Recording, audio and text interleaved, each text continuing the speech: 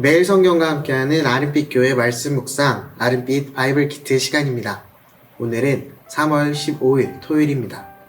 어느새 3월도 절반이 지나갔습니다. 오늘도 하나님의 말씀으로 살아내는 하루가 되시기를 소망합니다. 오늘의 본문은 누가복음 11장 37절부터 54절입니다. 이 구절에서 예수님은 바리새인들과 율법 교사들의 행동을 비판하시며 그들의 외적인 행위와 내면의 정결성 사이의 괴리를 지적하십니다. 함께 읽을 말씀은 누가복음 11장 37절부터 41절 말씀입니다. 예수께서 말씀하실 때에 한 바리새인이 자기와 함께 점심 잡수시기를 청하므로 들어가 앉으셨더니 잡수시기 전에 손 씻지 아니하심을 그 바리새인이 보고 이상히 여기는지라.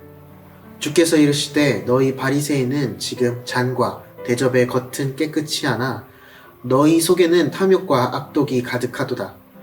어리석은 자들아, 겉을 만드시니가 속도 만들지 아니하셨느냐. 그러나 그 안에 있는 것으로 구제하라. 그리하면 모든 것이 너희에게 깨끗하리라. 예수님께서 식사하시기 전에 손을 씻지 않으십니다.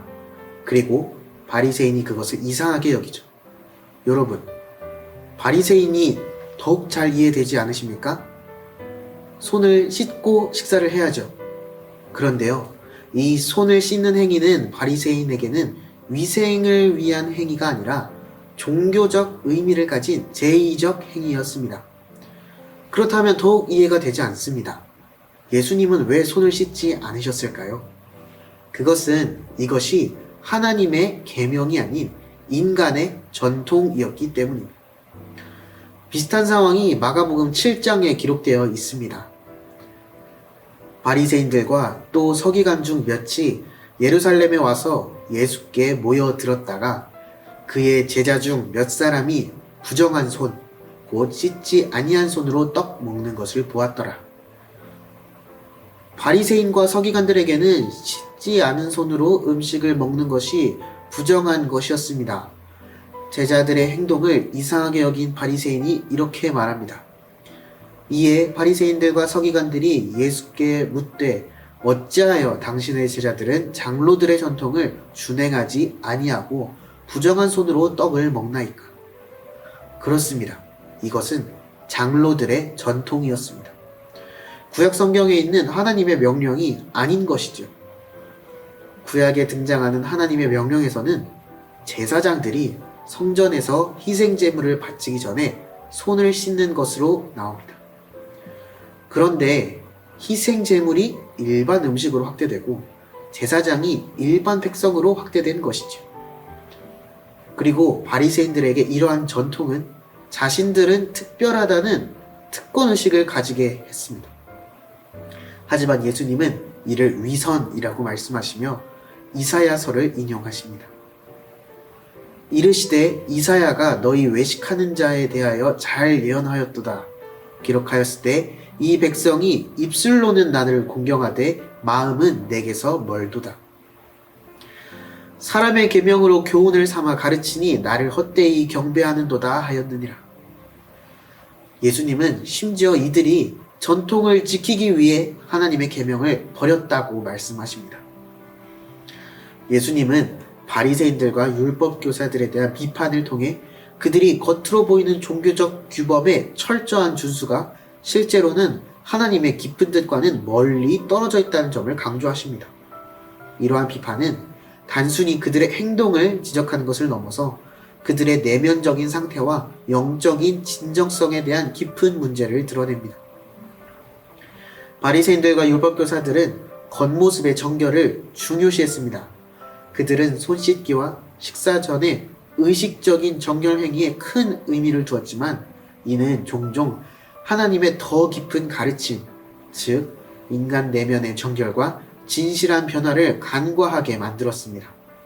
이들은 율법의 글자적인 준수에는 엄격했으나 율법이 본래 가지고 있는 하나님과 이웃에 대한 사랑과 공정함, 긍휼과 같은 근본적인 정신은 소홀히 했습니다. 이로 인해 그들의 신앙은 형식적이고 외적인 수준에 머물렀으며 진정으로 영적인 성숙과 깊이를 추구하는 데 실패했습니다. 예수님의 비판은 특히 그들이 어떻게 율법을 자신들의 이익과 권위를 위해 사용하는지를 지적하십니다. 그들은 율법을 통해 사회적으로 존경받고 높은 위치를 유지하려 했으나 그 과정에서 율법의 본질적인 목적을 망각했습니다. 율법은 하나님과의 관계를 깊게 하고 이웃과의 관계를 바르게 하는 도구로 주어졌지만 그들은 이를 자신들의 위세를 부리고 다른 이들을 억압하는 수단으로 전락시켰습니다. 이런 행위는 결국 영적인 죽음을 초래하며 하나님의 진정한 가르침에서 멀어지게 만듭니다. 예수님은 이들에게 내면의 변화와 영적인 성찰을 촉구하십니다. 진정한 신앙인은 겉모습의 정결뿐 아니라 마음과 영혼의 정결을 추구해야 하며 이는 하나님의 말씀에 순종하고 그 말씀대로 살아가는 것에서 비롯됩니다.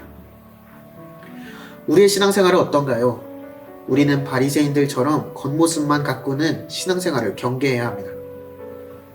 그들은 외적인 규범과 전통에 치중하며 실제로는 하나님의 뜻과 이웃에 대한 진심 어린 사랑을 간과했습니다. 이는 우리에게도 시사하는 바가 큽니다. 종종 우리의 신앙생활이 거칠에 그치지는 않았는지 진정으로 하나님의 말씀에 귀 기울이고 그 말씀대로 살아가고 있는지 자문해 볼 필요가 있습니다. 예수님의 비판은 바리새인들에게만 해당되는 것이 아닙니다. 오늘날 우리 모두에게 그 메시지는 여전히 유효합니다. 우리의 신앙이 겉모습에 치중하는 것이 아니라 하나님과의 진정한 관계 속에서 성장하고 이웃과의 관계에서 사랑과 공정함을 실천하는 것이야말로 예수님이 우리에게 원하시는 삶의 모습입니다. 이러한 삶을 살아갈 때 우리는 진정으로 하나님 나라의 일원이 되며 그분의 뜻을 이 땅에서 구현하는 데 기여할 수 있습니다. 이후에는 예수님께서 바리새인들과 율법교사에게 화 있을진저라고 말하시며 6가지 화를 선포하시는데요. 새 한글 성경에서는 화 있을진저를 끝장이요라고 번역했습니다. 여러분, 겉모습만 남은 신앙생활은 끝장입니다. 겉을 만드신 분이 속도 만드셨습니다. 6가지 화를 하나씩 읽어보며 나의 신앙생활 속에 끝장날 여지가 있는지 점검해보고 우리의 겉과 속을 함께 주님께 돌이키는 오늘 하루가 되면 좋겠습니다. 그러나 끝장이요 당신들 바리새파 사람들은 당신들은 박하와 운양과 모든 채소의 11조를 드리지만 정의와 하나님의 사랑을 지나쳐버리기 때문이요. 그러나 이것들도 반드시 실행하고 저것들도 지나쳐버리지 말아야 하오. 끝장이요 당신들 바리새파 사람들은 당신들이 사랑하는 것은 회당에서 귀민석에 앉는 것과 장터에서 인사받는 것이기 때문이요. 끝장이요 당신들은 표가 안 나는 무덤과 같기 때문이요. 사람들이 그 위로 밟고 다니지만 알지 못할 뿐이요. 이제 율법교사들을 향한 선포입니다. 예수님이 말씀하셨다. 당신들 율법 전문가들도 끝장이요. 당신들은 지고 가기 버거운 짐을 사람들에게 지우기 때문이요. 그러고도 당신들은 그 짐에 손가락 하나도 갖다 대지 않고 있어. 끝장이요 당신들이 예언자들의 묘비를 세우고 있기 때문이요. 당신들의 조상들이 그들을 죽였소. 끝장이요 당신들 율법 전문가들은 당신들은 지식의 열쇠를 치워버렸기 때문이요. 스스로도 들어가지 않고 들어가려는 사람들을 막기까지 했소. 이러한 선포를 들은 바리새인들과 율법교사들은 단단히 벼르면서 더 많은 것에 대해 꼬치꼬치 묻기 시작했습니다. 예수님의 말 속에서 꼬투리를 잡기 위해서죠. 여러분은 어떻게 하시겠습니까? 함께 기도하겠습니다. 하나님 아버지, 예수님께서 바리새인들과 율법교사들에게 하신 말씀을 통해 저희가 겉모습만 가꾸는 신앙에서 벗어나 내면의 정결함을 추구하게 도와주시기를 기도합니다. 예수님의 끝장이요라는 엄중한 경고를 마음 깊이 새기며 실제로 하나님과 이웃에 대한 사랑과 공정함을 삶 속에서 실천하게 하소서. 주님, 우리가 겉모습에 치중하는 신앙에서 벗어나 진정으로 하나님의 말씀에 순종하며 정의와 하나님의 사랑을 일상에서 구현하게 하옵소서. 우리가 영적으로 깊이 있는 신앙생활을 할 수 있도록 인도하시고 이웃에 대한 섬김과 사랑을 통해 하나님의 뜻을 이 땅에서 실현하게 하소서. 거룩하신 예수 그리스도의 이름으로 기도드립니다. 아멘.